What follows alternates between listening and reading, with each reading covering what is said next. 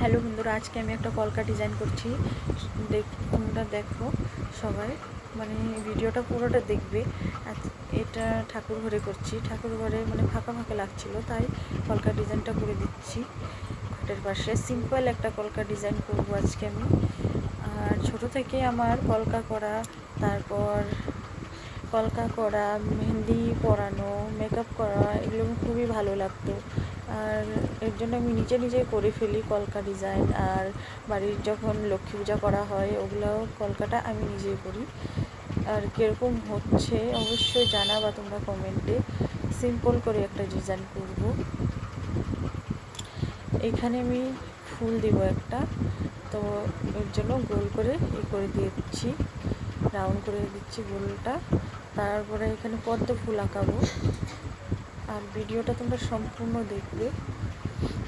এই দেখো পদ্ম ফুল দেওয়া হয়েছে, এই পাশেও একটা দিব। এই দেখো 3টা পদ্ম ফুল দেওয়া হয়ে গেল। আর তোমরা এই দেখো এই পাশেও ফুল দিয়ে দিলাম, আর পাতা ডিজাইন করে দিলাম। আর সবাই সুস্থ থেকো, ভালো থেকো, টাটা।